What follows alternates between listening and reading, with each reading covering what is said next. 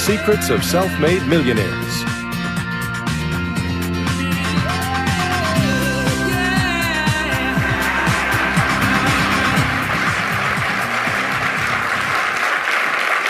Thank you. Thank you. Thank you for being here. I have some good news for you. More people are going to make more money in the next few years than have been made in all of human history. In the year 1900, there were 5,000 millionaires in America. In the year 2000, there were 5 million millionaires. That's an increase of 1,000 times. Now, there was a leveling off in 2001, 2002. In the last 2 years, the number of millionaires has jumped 33%. It's jumped to 8.2 million millionaires in America, and virtually all of them are self-made, which means they started without a pot to you-know-what in or a window to throw it out of. And they've made it in one generation. When we look at the wealthiest people in America today, Warren Buffett, Michael Dell, of course, Bill Gates, Paul Allen, and the Walton family, all first-generation multi-billionaires. We have a $12 trillion economy today that is growing at the rate of $500 to $600 billion a year, and all that money is going through somebody's fingers, and your job is to make sure it goes through yours and some of it sticks. Is that a good goal for today? And my job is to show you how to do it. The good news is that all the answers have been found. Self-made millionaires have been studied exhaustively. They've been analyzed. They've been interviewed by the hundreds of thousands and millions. And what we know is exactly who they are and what they do and how they think and how they tick and the decisions they make and the things that they do and they don't do. And the wonderful thing is this: if you do what other successful people do, you eventually get the same result that they do. Now, some people say, well, I started off without any money and I don't have any money now. Well, join the crowd. Nobody's got any money. Most people are broke up into their 40s and 50s. So if you're broke today, you're just one of the gang. The only question is, do you stay there? And the answer is no. Now, when I started off in this many years ago, I came from very poor beginnings. I did not graduate from high school. I finished in the half of the class that makes the top half possible. When I left school, I dropped out of high school. I could only get laboring jobs. I was told, by the way, if you don't get a good education, you won't do well in life. Don't get good grades, you won't get a good job. Don't go to college, you won't do well, and so on. And I believed that for a long time until I found there's hundreds of thousands, millions of people who dropped out of high school who went on to become millionaires and billionaires as well. The reason I say that to you, by the way, is don't let it hold you back. Don't let any experience that you've ever had in your life act as a brake on your potential, because there's hundreds of thousands of people who've had it worse than you could ever dream of, who've gone on to accomplish wonderful things. So, I worked at laboring jobs for several years. I worked in construction. I worked on farms and ranches. I worked in factories putting nuts on bolts hour after hour.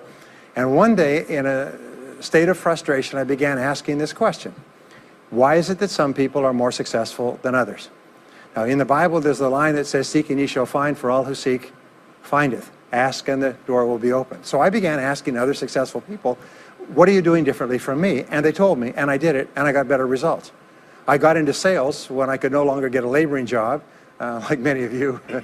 And in sales, I noticed that one of the guys in my company was making 10 times as much as anybody else, and he was selling the same product out of the same office at the same price to the same people under the same conditions, and he was making 10 times as much as anybody else. So I went and asked him, what are you doing differently from me? And he told me, and I did it. Now, what I discovered, which changed my life and which brought us here today, is I discovered the law of cause and effect. The law of cause and effect, sowing and reaping, action and reaction, is the great universal or iron law of the universe. What it says is that everything happens for a reason, is that there are no causeless effects, is that even if we don't know what is causing the effect, we trace it back. It's the basis of the scientific process, of all medical research, of all marketing, of all business, is if you can define an effect that you want, you can trace it back and find somebody who at one time did not have that effect, and then find out what they did, and then do the same things, and you eventually get the same results. We say that success is not an accident. Failure is not an accident. Success leaves tracks. So if you just follow the tracks of other successful people, no matter where you're starting from, you eventually get to the same place that they get. Well, this was a shocker for me, because, and I learned later in psychology, by the way, that one of the two most important things we need to have to be happy and healthy is a sense of control, a feeling that we are in control of our lives, that things are happening for a reason, and a sense of coherence, a feeling that things fit together.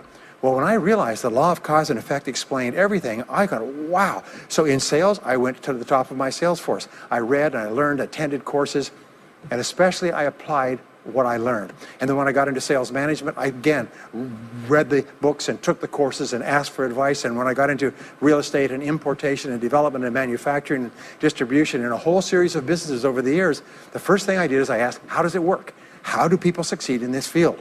And then I buried myself and immersed myself. I spent hours and hours and hours studying, and then I did what the most successful people did. Interesting point. We say that nature is neutral. In other words, nature doesn't care who you are. It doesn't care if you're tall or short or male or female or black or white, educated or uneducated. Nature doesn't care. All that nature cares is that you do what successful people do. It's like making a recipe. Nature doesn't care if you follow a recipe. If you follow the recipe exactly, you get the dish. Nature doesn't care who's doing it. And that's the wonderful thing about our society. It's basically like justice. It's blind, is nature doesn't care. In fact, there are a lot of people who are not as smart and not as talented as you who are doing vastly better than you, not because they're better, but because they're just following proven success methods. There's nothing that will make you madder than to see somebody who's dumber than you, who's making more money than you, right? Have you had that experience? So what we do is we use proven success methods. We just find out what they are, and we do them over and over again. Quick point, nothing works the first time, okay? Please understand that. Nothing works the first time. What is the average number of times that a person tries with a new goal before they give up? Can you guess? Well, the average is less than 1. Because most people give up before they try even once. They say, that's a great goal. I'd love to be financially independent. And then they give up. They don't even try. They say, but I couldn't because of this and because of that and so on. And then they move away to a wonderful place called Someday I'll. You ever heard of Someday I'll? Someday I'll start saving money. Someday I'll get out of debt. Someday I'll lose weight. Someday I'll start a business. Someday I'll get serious about my finances. And most people live on Someday I'll. Your job and my job is to vote yourself off the island, right? And we start taking control of our lives. Well, about some years ago, I was called by a major businessman, and he asked me if I would do a talk for his 800 entrepreneurs that own separate franchises within his organization on how to become a self-made millionaire. And I said, sure. When you're a young speaker, you agree to speak on any subject. Sure, I'll speak on that subject. Now, I was just like most people. When I was young, I wanted to be a millionaire by the time I was 30. And when I hit 30, I put it off to 35. And as I got to 35, you put it off to 40. And then you kind of just don't look at it anymore. You forget about it and feel the deck is stacked against you. Well, I was about 38, 39 when he called me up and asked me. I said, sure, no problem. And I said, now, what do I know about self-made millionaires? And this is a shocker. I didn't know anything. Oh, I knew that they had more than $1 million, but that's a real basic piece of knowledge, you know. So I started thinking, what do I know about them? So I began to study them. And that's when I found out that they've been studied so thoroughly, is we know everything there is to know about them. They are a source of incredible fascination. And there's 50 years of research. So I began to read the studies and find out where they came from and what they did and how they thought and where they started and the decisions they made and the kind of people they were. One of the things that I learned, by the way, is that becoming a self-made millionaire is not the important thing. What is really important is the person you have to become a self-made millionaire. You have to become a totally different human being. One of my friends says that in order to achieve something you've never achieved before, you have to become someone you've never been before. And it's a really important insight, is the qualities that you need to develop, qualities on the inside to become a self-made millionaire, are incredible qualities that make you a vastly better person. Not only better in terms of character, determination, discipline, decision-making, strength, and so on, but they make you a far better person. They round out your character in a far better way. So the real payoff of becoming wealthy is not because you can eat more, because how many more meals can you eat? How many more clothes can you wear? Because it's the kind of person that you become, and then the kind of people that you associate, the kind of life that you have. And so the things that we're going to talk about now, and I know that you're some of the smartest people in our country, so I'm going to give you these ideas very quickly, like dealing cards. What I found in my research is that there's a series of qualities that self-made millionaires have. If you have these qualities, your success is virtually guaranteed. And if you don't have these qualities, the qualities are learnable. Point number one is that all business or sales skills are learnable. All financial skills are learnable. If you can drive a car, you can learn any skill. If you can drive a car, you can learn the skill. Now, number two is you're probably only one skill away from doubling your income right now. You're probably only one skill away from setting yourself on the road to becoming a self-made millionaire. That turns out to be the case for almost everyone. And if you don't know what that skill is, maybe over the course of the time we spend together, it'll jump out at you. But whatever it is, you've got to find it out and go to work on it, because it is learnable. It's a learnable skill. People say, well, I've never been very good with money. Well, get over it. The fact of the matter is, you can learn what you need to learn to achieve anything that you want to achieve. So, the success secrets of self-made millionaires. Give yourself a score of 1 to 10, and if you are weak on one of these, it can be enough to hold you back. If you're strong on all of these, then there's no limit to what you can accomplish. The first is to dream big dreams. Dream big dreams. Practice what is called back from the future thinking and project forward. Develop a vision of yourself as happy, healthy, wealthy, thin. Practice what top people practice, which is what is called idealization. You project forward several years and you imagine that your life is perfect in every way. Imagine that you have no limitations. Imagine that you have all the time and all the money and all the friends and all the contacts and all the education and all the experience, and that you could be or have or do anything you want in life. If you could, what would it be? If your life were perfect in 5 years, what would it look like? How much would you be earning? How much would you be worth? What kind of a family life would you have? What kind of health would you have? What kind of car would you be driving? What would your life be like if you could wave a magic wand and make it perfect in every way? Now, what we have found is this is the starting point of great riches, and it's the starting point of great success in life, is for you to have a dream or a vision of a wonderful future. Here's an exercise that we give people in our audiences, is take a sheet of paper and make up what is called a dream list. Now, imagine this is kind of like a kid's Christmas list, and that it just allows you to just run wild and just write down everything that you could think of that you could possibly want. I had a friend who I taught this to, and he got so excited about it, he bought a spiral notebook, and he began writing. And he'd go through the newspaper, and every single thing he saw in the newspaper that was nice, he wrote it down as goal. He ended up, first time through, with 330 goals. By the end of the month, he had 500 things that he wanted. The interesting thing was that his life exploded. He activated the law of attraction, and he began to attract into his life people, circumstances, ideas, resources, insights that began to move him toward the accomplishment of the goals and began to move the goals toward him. Number 2 is to do what you love to do. Whenever you find people who are really successful in life, they're people who do what they love to do. They love their work. The great rule for success in life is to find something that you love to do and then find a way to make a living doing it. Now, when you find what you love to do, it'll be something that gives you energy, it motivates you, it enthuses you. It's probably something that you were meant to do from the time you were born. And when you ask self-made millionaires, what sort of work do you do? They'll often say, I've never worked a day in my life. I just do what I like to do. I had a graduate in my course once who came up to me and said, that's interesting. He said, when I was a little boy, I loved to study airplanes. He said, I got airplane books, and I had airplane models, and I had toy planes, and then I got into competitions with remote-controlled planes. He said, when I grew up and went to school, I studied aeronautical engineering. He said, today, he said, I'm 35. He said, I own 3 companies. One builds a small aircraft. Another one repairs and services small aircraft. Another one is in leasing and chartering small aircraft. He said, I've never worked a day in my life. He said, I've just played with planes since the time I was a kid. So one of the things that you can do is go back to the time when you were young, as a child between the ages of 7 and 14, before you discovered boys or girls, and what is it that you really love to do? And you'll often find that within that is something you're supposed to do as an adult. Number 3 is commit to excellence. Now, this is really, really important, and I had a hard time with this as a young man because I was never good at anything. I was never picked for any team, and if I was picked, I was the first person cut. I got lousy grades in every class. I got fired from multiple jobs. I even got fired from a job pumping gas once. Can imagine that, being fired for pumping gas because you're no good. They came out and said, you're no good at pumping gas. How can you be no good? Little old ladies can pump gas, and here I was no good at pumping gas. Anyway, so I got fired. I went from job to job, and then I discovered that all people who are successful are excellent at what they do. You know the old question they asked Willie Sutton, the bank robber, why do you rob banks? He said, well, that's where the money is. Well, being in the top 10% is where the money is. So what you have to do is you have to pay any price and make any sacrifice to get into the top 10% in your field. Now, here's the good news. If you're doing what you love to do, you will want to be in the top 10% in your field. If you don't want to be excellent at what you're doing, it means you're in the wrong field. It just means that you're marking time.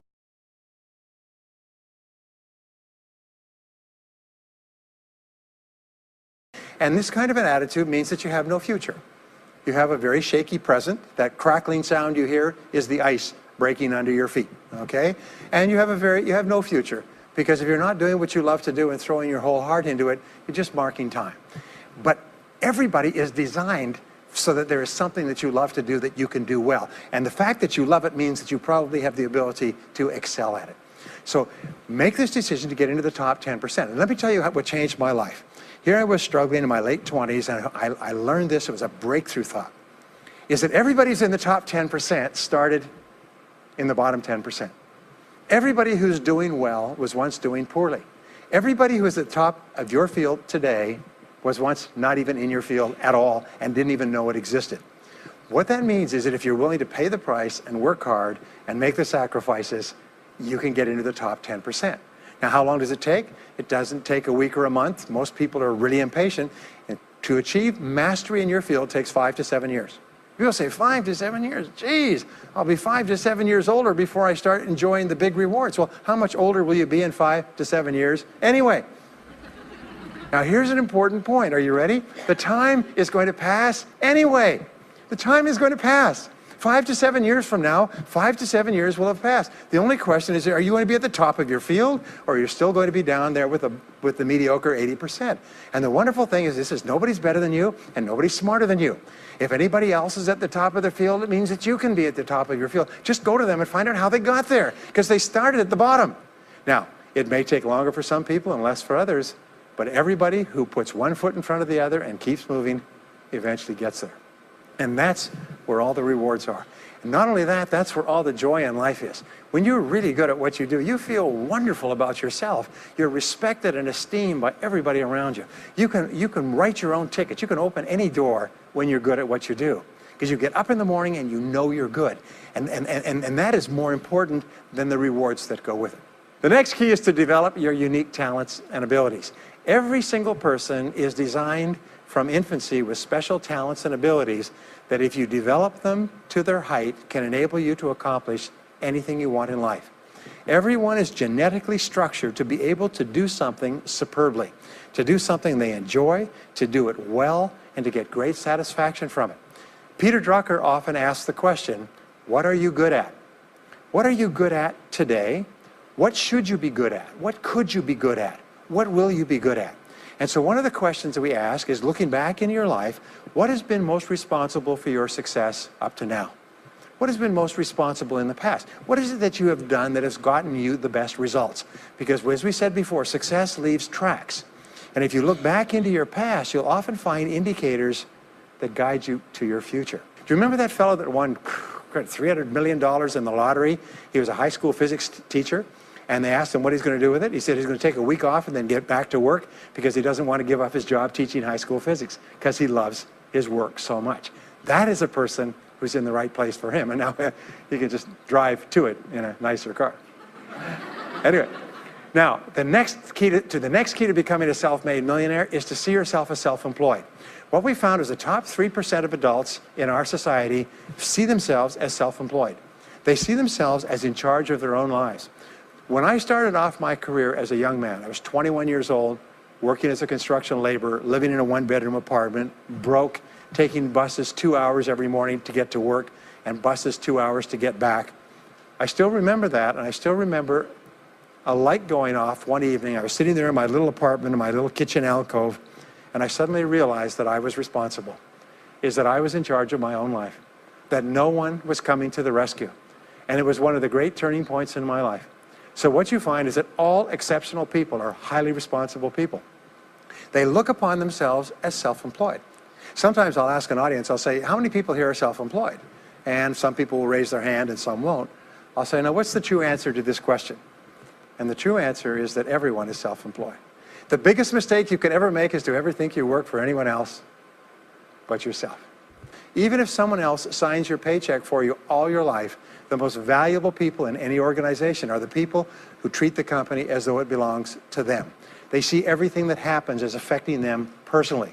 They're not the 9-to-5ers, the no-hopers that say, yeah, well, I go to work. When I'm not at work, I don't think about my work. These people, somebody has told them that's a clever way to think. It's the way losers think. Winners think about their company, and when they're not there, they think about how they can do it better. When something happens in their company, they take it personally because they see themselves as highly responsible. As a result, they're paid more, they're given more educational opportunities, they're promoted faster, and these are the people that eventually, like cream, rise to the top of every organization and every industry, the top 3%. The next key to becoming a self-made millionaire is to develop a clear sense of direction. Developing a clear sense of direction means that you need to become intensely goal-oriented. We find that all successful people are goal-oriented. There's an old saying, you can't hit a target that you can't see. You've got to know what you want in every area of your life. Some years ago, I worked with the Hunt Oil Company in Texas. The Hunt Oil Company was founded by H.L. Hunt, who became the wealthiest, self-made, multi-jillionaire billionaire in the world. At his peak, he owned 200 companies and had a royalty income of $3 million a day. Most phenomenal man, by the way. And he was interviewed by a friend of mine on television before he died in the early 70s. And he was asked, what are the secrets to success? He said, the keys to success have only been two through all my life, and I will tell you what they are. He said, number one, he said, decide exactly what it is you want and write it down and make a plan to achieve it. And number two is determine the price you're going to have to pay to get it and then resolve to pay that price. Now, where the law of sowing and reaping cause and effect, I learned an additional point to that. I learned that your current life today is the result of the price you've sown up to now. Is whatever you've put in, you get out. So whatever you're getting out today is a result of what you've put in. If you don't like what you're getting out, what you have to do is you have to put in something different. What I found is this, is that life is always just in the long run. So therefore, life says this, is there's a price you have to pay, and there's two qualities. First of all, you have to pay the price in full for your success of study, preparation, hard work, and so on. And second of all, you have to pay the price in advance. You don't get it afterwards. The way the world works is first you put in what you need to put in, and then you get out the rewards. So you have to ask yourself, what is the price that you have to pay to achieve the success that you desire? And you have to write it down and make a plan and work on it every day. Now let me give you a quick exercise, which is my only take-home or homework exercise for our time together. I want you to take a piece of paper like this and write down 10 goals that you'd like to accomplish in the next 12 months. Write the word goals and today's date at the top of the page. Write down 10 goals you'd like to accomplish, and then ask yourself this great question. If you could only accomplish one goal on this list, but you could accomplish it within 24 hours, which one goal would have the greatest positive impact on your life? Now this is a great question because it'll usually jump out at you. You say, that's the one. If I had this, that would have more of an impact on my life than anything else. Sometimes it's a financial goal, sometimes it's a health goal, sometimes it's a relationship goal. But whatever it is, put a circle around that goal and then turn the page over and write it at the top of the page. Set a deadline on the goal, make a list of everything that you could think of to do to achieve the goal, and then begin working on your list. And here's the kicker, do something every day. Do something every day that moves you one step forward towards your major goal. My promise to you that this exercise, selecting your most important goal, making a plan, and working on it every day, will change your life in ways that you cannot imagine. They say that people begin to become great when they determine their major definite purpose, their number one goal, and work on it every day. It is the secret to becoming a self-made millionaire. It's the secret to great success in life. My promise to you is a week, a month, a year from now, you'll look back and you'll be absolutely staggered at the difference it makes. I was giving a seminar not long ago, and a gentleman came up to me. He said, you know that goal-setting exercise? It changed my life 10 years ago. He said, I was broke, I was divorced. He says, I was an alcoholic, and somebody dragged me to one of your seminars. He said, and I did that exercise and I picked my major goal. He said, it changed my life. I said, in what way? He said, today, he said, I'm worth $40 million. I said, wow. He said, yes, and I owe it to that lesson. Next is refuse to consider the possibility of failure. It's the most amazing darn thing is that the fear of failure is the greatest single obstacle to success in adult life. And it's not failure itself, because each one of you is a professional failure. Each one of you has failed over and over and over again. Isn't that true? All of us fail. All human beings fail over and over. 9 out of 10 things that we try don't work out the way we expect it. We have failures in relationships and in jobs and in careers and investments and everything. It's not the failure that holds you back. The failure makes you smarter. We say that it is the fear of failure, not failure, that holds you back.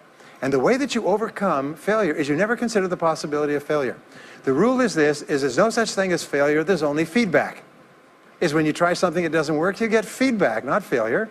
And recognize that most things you try aren't going to work the first few times. So what you do is you say, oh, that's an interesting bit of feedback. And you pick yourself up and you move forward and you have more feedback and you move forward. To become a self-made millionaire, you're going to fail over and over again, year after year after year. But your brain has a cybernetic mechanism, which means that every time you try something, you get feedback, which makes you smarter. And when you try something else, you get feedback, which makes you smarter. And eventually, you reach the point where you're too smart and you stop making mistakes. You start to do more and more things right and fewer things wrong. But you can't get there unless you have experienced the failures. Henry Ford once said that failure is merely an opportunity to more intelligently begin again. Now, let me pass on one great rule to you, which has been discovered in interviewing self-made millionaires. Self-made millionaires look into every failure for something good. They say there's got to be something good in this that I can benefit from, and surprise, surprise, they always find it. Second is, self-made millionaires always seek the valuable lesson in every setback or obstacle or temporary failure, and they always find the lesson. Now, what do failures do? Failures whine and cry and think about what they've lost and blame their problems on someone else. Successful people say, what can I learn from this that will make me smarter next time? And my promise to you, those who seek find, is that if you go looking for a valuable lesson in the biggest problem that you're facing today, you'll always find the lesson. Here's another possibility. Your biggest problem today could be the biggest gift that you have ever received, because it may contain within it the lesson that will make you successful. If you stop thinking about what happened and who's to blame, and you start looking for the gift within your problem, sometimes it can transform your life. The next key is to dedicate yourself to lifelong learning. Now, what takes you from rags to riches is personal development, personal and professional development. In the 21st century, as Peter Drucker says, knowledge and skill are the keys to the 21st century. And the only thing that will be relevant, the only skill that will be relevant in the 21st century is the ability to learn new skills, because virtually everything you know is becoming obsolete at a rapid rate. Stephen Covey says that your current knowledge base has a half-life of 2 years, which means that half of everything you know will be irrelevant within 2 years. And 2 years from now, half more. So if you're not continually learning and upgrading your knowledge and skills, you're not staying in the same place. As Pat Riley says, the basketball coach says, if you're not getting better, you're getting worse. If you're not constantly learning, you're actually falling behind. So here are the 3 keys to continuous learning. Number 1 is read in your field 30 to 60 minutes each day. In other words, turn off the television, turn off the radio, put aside the newspaper, and just read in your field. The very best places to read, by the way, are books. Read books, the best-selling books written by the most successful people in your field, because books contain a wealth of riches that can enable you to function at a far higher level, to get much better results than you could before. So read 30 to 60 minutes a day. I've had people tell me, countless people over the years, that reading an hour a day has doubled and tripled their income within a year. The second thing you do is take every course that you possibly can. The courses and seminars that are available to you in your field, that are given by professionals, that are courses that have been developed over years and years and years. They have been tested and tested and tested. The person who is talking to you for several hours has spent thousands of hours learning their subject. They have dry tested this or done test runs with thousands of other people. When you take a course, you can learn enough information in 1 or 2 days, more than you could learn in 2 or 3 years or maybe even a lifetime, all distilled and put together. People say, I can't afford a course. You cannot afford not to buy books. You can't afford not to go to courses. Some years ago, I had a dentist, and he was a very successful dentist. I was recommended to me by a friend. And this dentist retired at the age of 53. And just before he retired, he sold his practice for about $2 million. Just before he retired, he told me why. He said about 8 years before, he had attended a dental congress in Hong Kong. This is from California. He'd flown all the way to Hong Kong to attend this International Dental Congress because there were specialists giving private lectures, sort of plenary sessions on the side. And he attended this session, and it was on a particular technique of cosmetic surgery that this dentist had developed that no one else knew, where you could basically straighten out a person's entire front jaw so they look beautiful at a very low cost, at a very high level of effectiveness.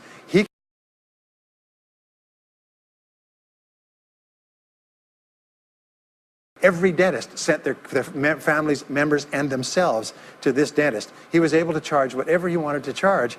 He said 8 years later, he retired as a self-made millionaire at the age of 53 to enjoy his money for the rest of his life from what he learned from one session at one convention at one course.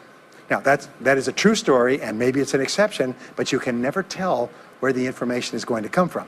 The third way that you can upgrade your skills is listen to audio programs in your car. The average driver drives 500 to 1,000 hours a year, 25 to 50,000 miles. If you listen to audio programs in your car, according to the University of Southern California, you will get the equivalent of almost full-time university attendance just listening to learning material as you drive around.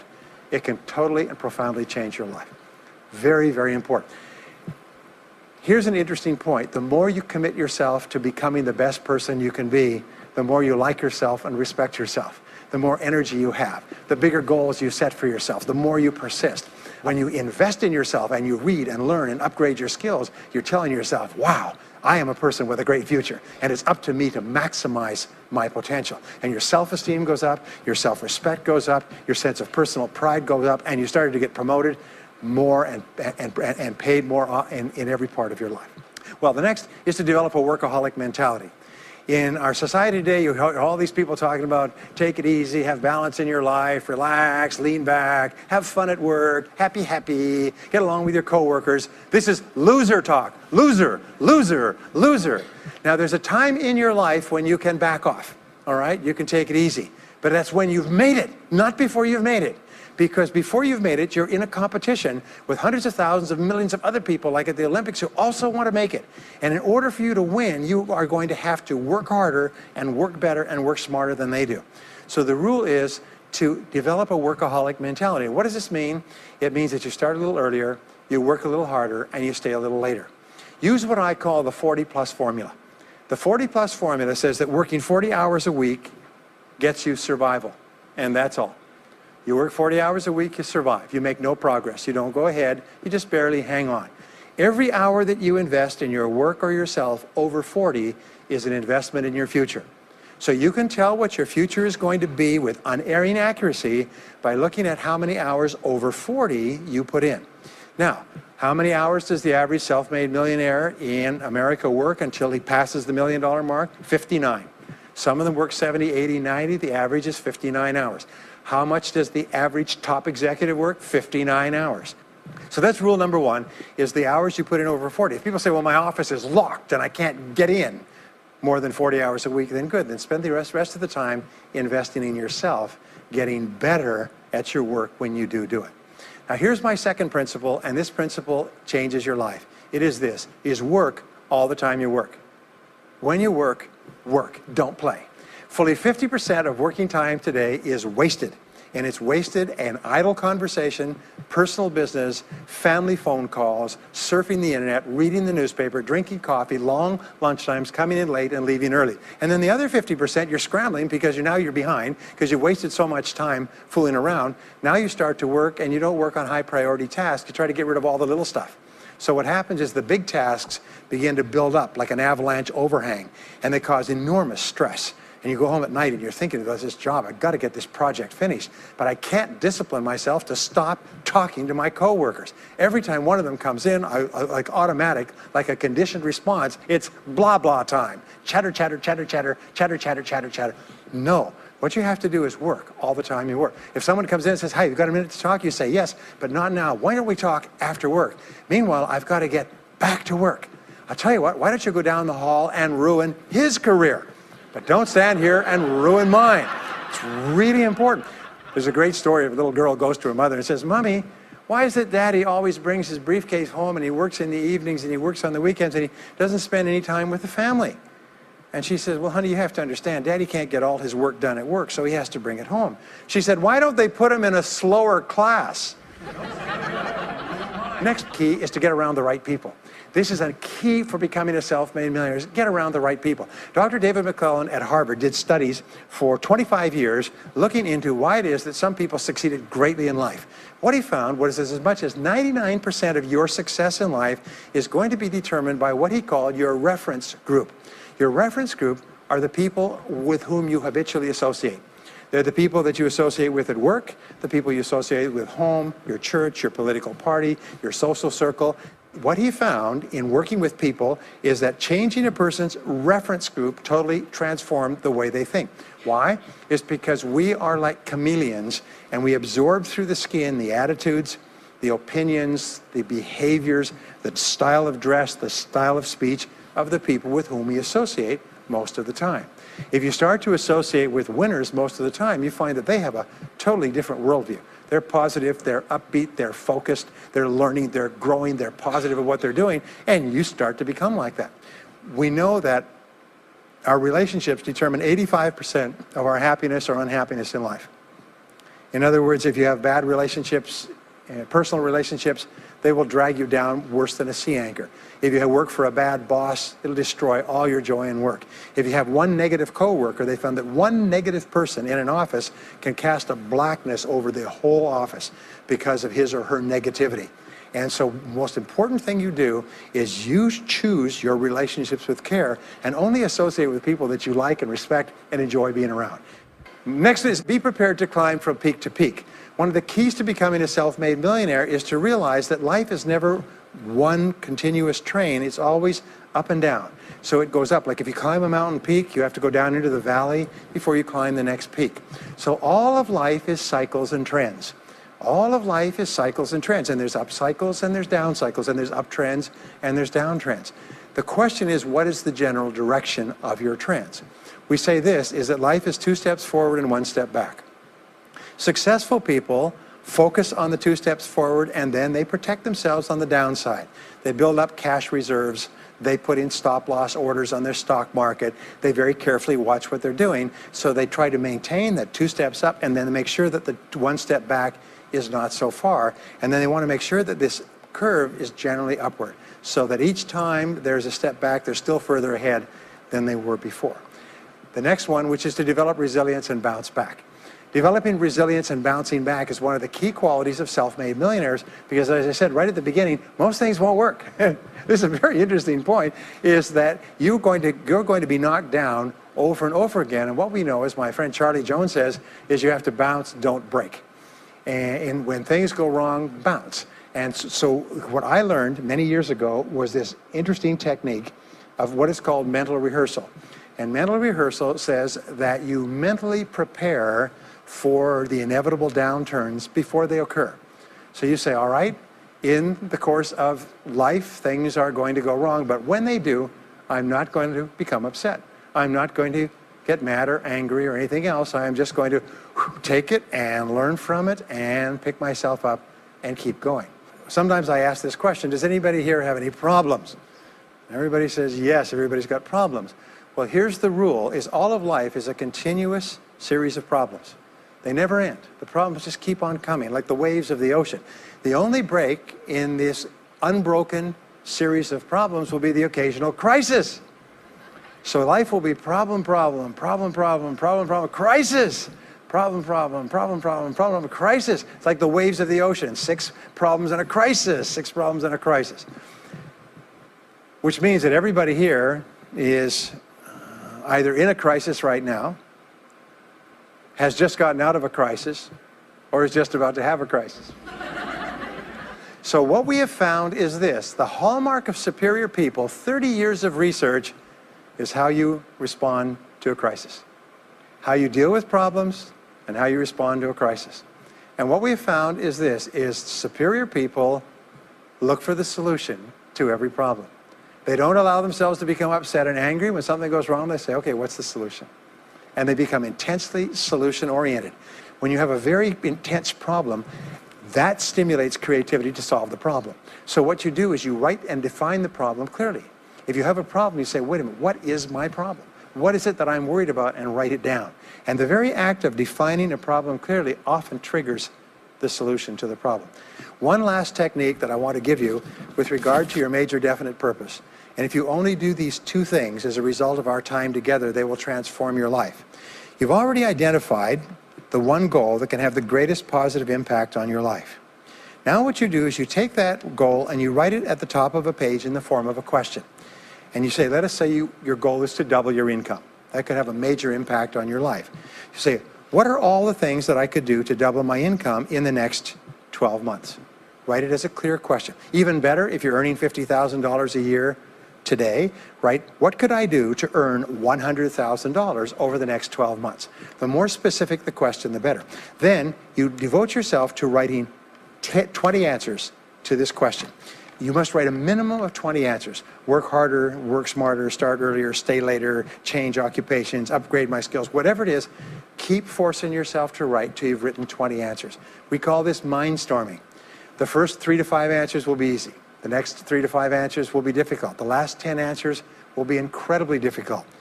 But I have given this exercise to people who've gone on to become millionaires so many times I've lost track, because they often find that the 20th answer changes their whole life.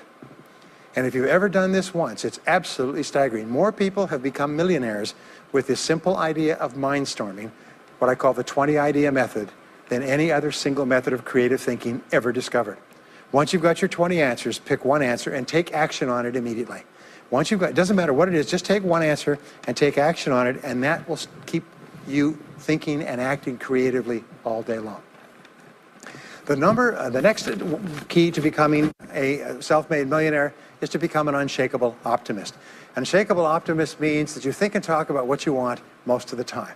Optimists think and talk about what they want. They look for the good in every situation. They seek the valuable lesson. They're constantly feeding their mind with great ideas, which opens up new perspectives. What I have found is that optimists have 3 wonderful qualities. Number 1 is they learn more things. As a result, they dramatically increase the likelihood that they will learn the right thing at the right time. Number 2 is they try more things, which dramatically increases the likelihood that they'll try the right thing at the right time. And number 3 is they persist. They never give up. Optimists make a decision that once they've decided they're going to become wealthy, they just never stop until they achieve that goal. Now, will they have many setbacks and obstacles and difficulties? Do you know that almost everybody succeeds in a different direction from what they originally intended or from what they originally thought? But they just keep going. Almost like a football player running down the field, running, blocking, changing, moving back, forward, continually, but never loses sight of the goal. So optimists learn more things, try more things, and persist longer. I want to leave you with the last 2 qualities of self-made millionaires. Second to the last quality is that they develop the qualities of courage and persistence.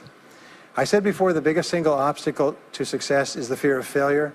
The antidote to the fear of failure is the habit of courage. And what we know is that you need 2 types of courage to succeed. The first type of courage is the courage to begin. It's the courage to launch with no guarantees of success.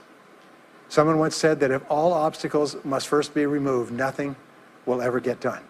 So successful people are willing to think, plan, make decisions, and then take action with no guarantees. We say leap and the net will appear. Take action with no guarantees and then learn. The second part of courage is the courage to endure. It's the courage to persist. It's the courage to keep on keeping on. It's to make the decision in advance that you will never give up. No matter what happens, you will never give up. You will get knocked down over and over again, but you'll never give up. And the interesting thing is if you make that decision in advance, you'll find yourself continually bouncing back. So courage means the courage to begin and the courage to endure. And the final quality of self-made millionaires, and Napoleon Hill called this the master key to riches. After studying 500 of the richest people in American history, he said it's the quality of self-discipline. It's the ability to make yourself do what you should do, when you should do it, whether you feel like it or not. The quality of self-discipline is the quality that will make you a big success. It's the ability to force yourself to do what you know you should do. And here is the wonderful discovery. Persistence is self-discipline in action. Every time you persist, you build your self-discipline. Every time you practice self-discipline, you build your ability to persist. And the 2 of them are tied into your self-esteem. So the more you persist, the more you like yourself. And the more you like yourself, the more discipline you have. And the more discipline you have in practice, the more you like yourself. As a result, the more you persist. And eventually you get onto an upward spiral where you become absolutely unstoppable. You reach the point where you know you can achieve the goal and nothing in the world can stop you. And every step that you take forward makes you stronger and stronger and stronger until finally people say, I know one thing about him, I know one thing about her. You cannot stop him or her. Once they decided they want something, they will not stop until they get it. And when you develop that quality, there will be nothing that is impossible to you. So let me just leave you with these last points. We're living at the very best time in all of human history. More people are going to make more money in the next few years than have ever been made in all of human history. More people are going to become millionaires and are becoming millionaires today at a faster rate than we've ever thought possible. And no one is better than you, and no one is smarter than you. And if you do what other self-made millionaires do, then nothing in the world can stop you from eventually getting the same results as other self-made millionaires. And I hope you do. Thank you very much.